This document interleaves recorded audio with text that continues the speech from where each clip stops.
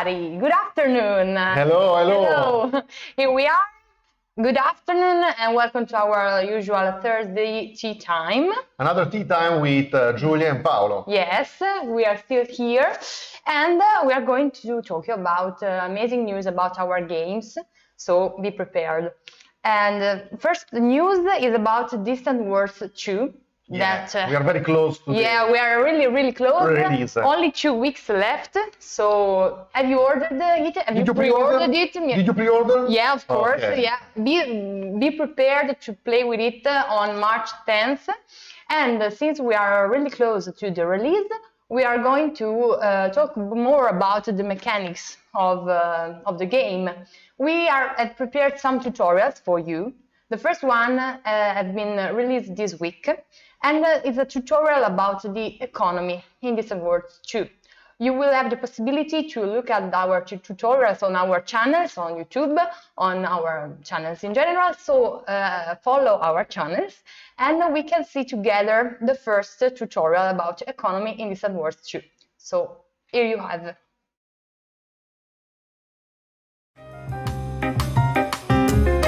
There are several key concepts to understand about the economy in Distant Worlds 2.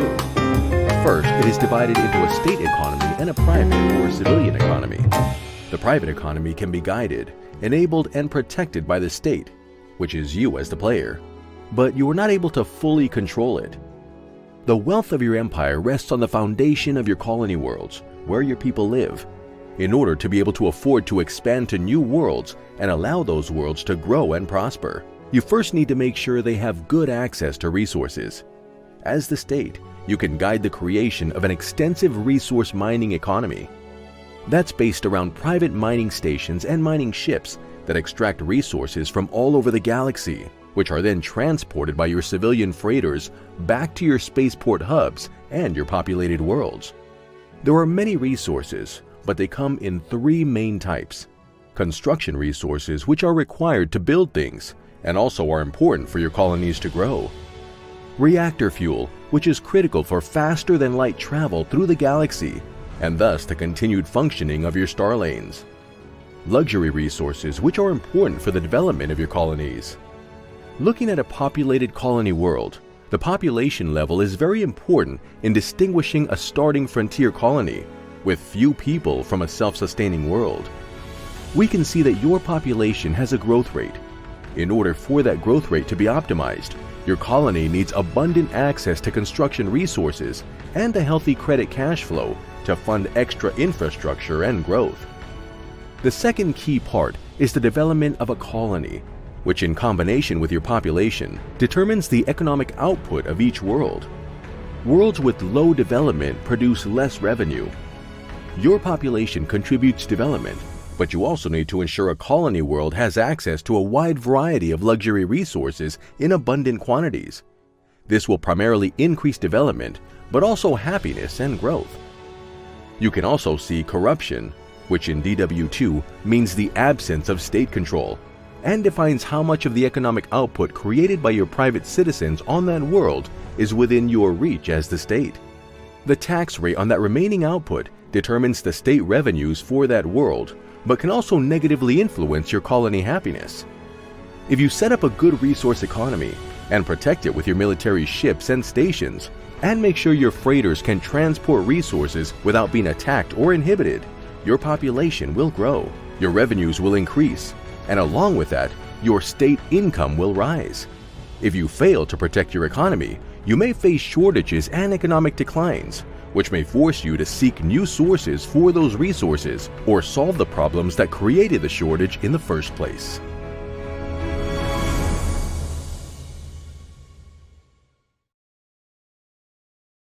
And we are back again. Yeah, you know, I would need a tutorial for economics for Pagliatti's family. That would really help us, but alas, we have only for Distant World 2. Oh, wow. So you will probably learn about this video. Absolutely.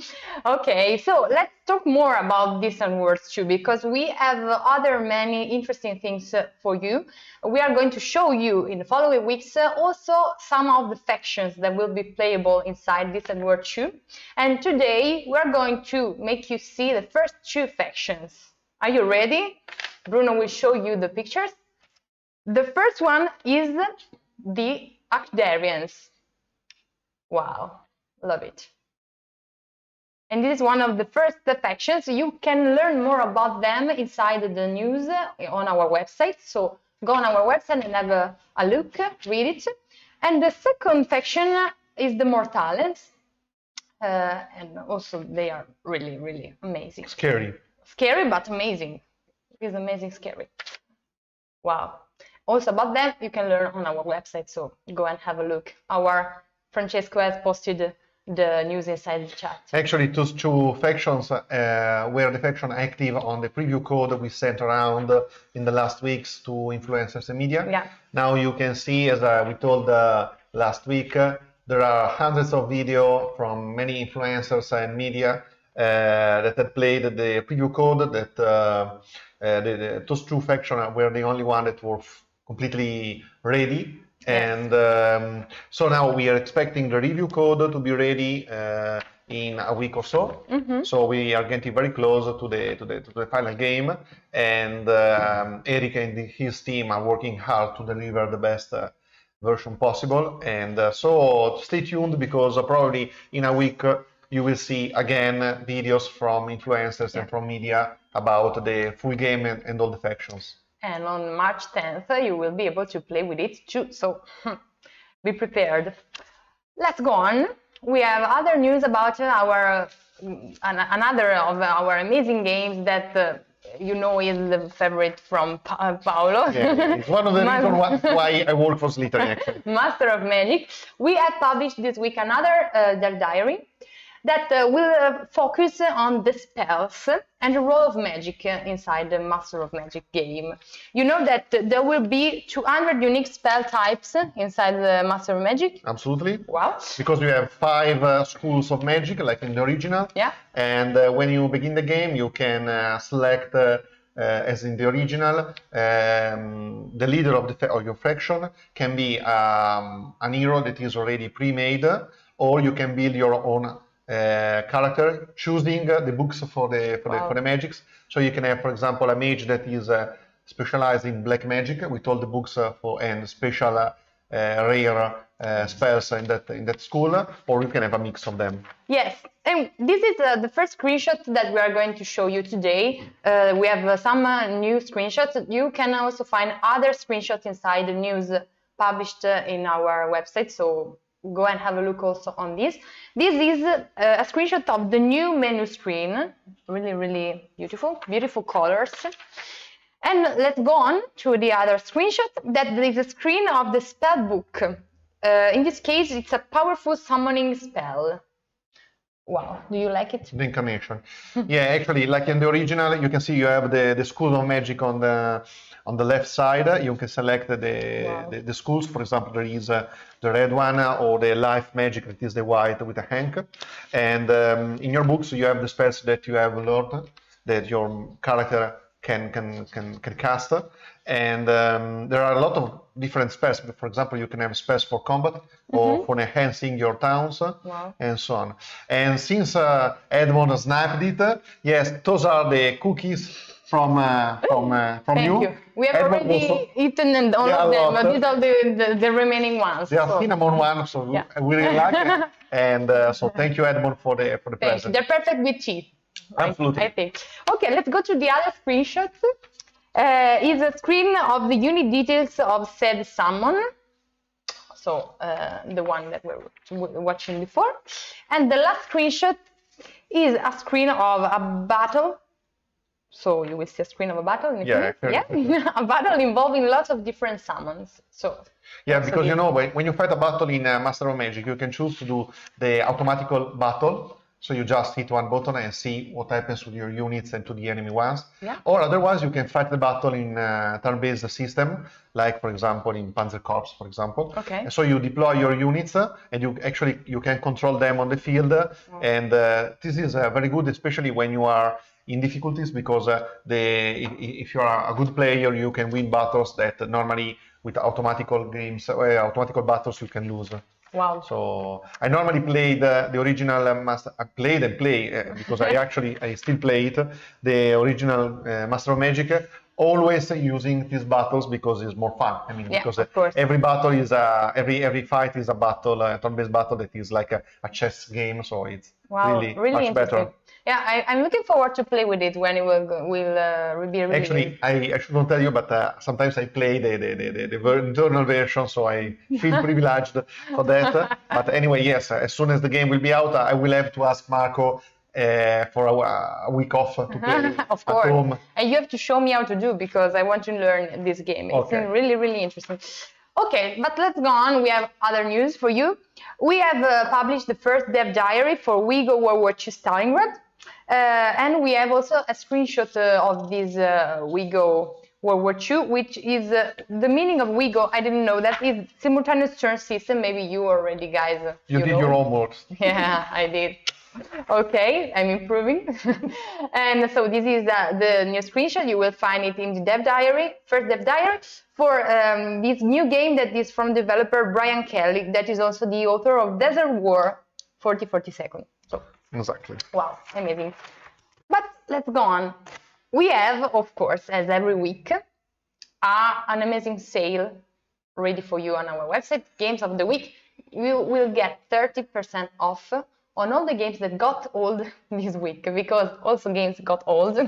And this week, many of our games that we have published on our website in the past years are getting older. And some of them are also doing amazing birthday, like many, many years. And that's why we have thought about an interesting survey that maybe could be funny. I'm going to read you 4 of the games title that would be involved in the sale. You can have a look on the website to know more about all the games involved. They are plenty, so you will find them. It's also Master of Magic, Caster of Magic, that was published on our website 2 years ago. So you will find it also. And then I'm going to read you the 4 titles. So the first title is the Crown of Glory Emperor's Edition. Second title is Piercing Fortress Europe. Third title is Tigers on the Hunt. And then we have Legion Gold. So think about these 4 titles, think more about them, and then tell us which one of these is the first game published by Slitherine. So we're going to give you some minutes and you will have to give us your answer. And then we were going to tell you which is the first game that we published between these 4. But don't cheat. Don't look on cheat. Wikipedia or something like that. No. So don't cheat. Julia, how comes that when you since you joined the Slitherine, every time we have a sale, something Yeah, I don't your know, job. maybe because I'm an e-commerce manager. I think that. Okay, we're going to stop like in 10 seconds. 10, 9, 8, 7, 6, 5. You already 4. cheated. Exabu is saying that he's already cheated. No, it's unfair. That's why you all gave the right answer, I guess. Yes, the oldest game between these 4 is the Legion Gold. Legion was indeed the first game published by Slitherine, I think around 2002. Yeah, the original Legion. Legion Gold has been published 14 years ago, so many years ago too, and was published on 21st of February 2008. So happy birthday, Legion Gold. And also we have Crown of Glory Emperor's Edition that was published on 27th February of 2009, so it gets 13 years old. And Piercing Fortress Europe that gets 8 years old, and Tigers on the Hunt that gets 6 years old. So happy birthday. Since this is a very good situation to buy something that maybe you missed from the history of Slitherine, so try to use it. It could be beautiful to have a look on old games. Maybe you have never played with them, but now you have the possibility till Monday to buy one of them and give it a chance. Even if they're old, it doesn't mean they are bad. Well, I think that strategy games is like wine because with the age it doesn't get bad. No, they're worse. like wine, I The think. graphics actually are not that important in a strategy game, so you can enjoy games like Legion or Tigers on the Hunt even today, even if the graphics is not Yes. that, let's say, very, very modern. So have a look, and if you Yes. like them, it's a very good week to buy Yes. games from the past. Yes, till Monday, so you have time all the weekend to buy them and to play with them. So I think that we can skip to the streamings. Yeah. Bruno, thank you. Thank you very much. This is the usual velina to see what happens next. Yes. So we have many streamings as usual. Today we are going to stream at 4:30, War in the East 2 played by XTRG. 6:30 we have Decisive Campaigns Ardennes by Gamer. At 8 we have Campaign Series Vietnam by Mexabu. Tomorrow at 6 we have Combat Mission Cold War by Das Tactic. At 8 we have War in the East 2 by XTRG. And on Saturday we have at 6 Battle Sector played by Sergeant Z-Dog. And at 8 we have Common Modern Operation by Cushion. So go and watch our streams. And since Gamer asked before when we were watching the video, we didn't hide Marco. Marco will be back probably next week. Yes. So you'll miss so. Julia and Paolo. And anyway, if he doesn't, you'll have to set for ourselves and see us. We hope that you like us a little, just a little, just a little. So guys, thank you as usual. We're going to eat our remaining biscuits. And Yeah, I shouldn't, but I will do. And I will do totally. If you want, I can eat your biscuits, don't worry. Okay, after that. Okay. With my tea, with my Skeven cup of tea. Yeah, okay. So thank you guys, and have a nice evening or morning wherever you are in the world, and bye-bye. Ciao, ciao. Ciao.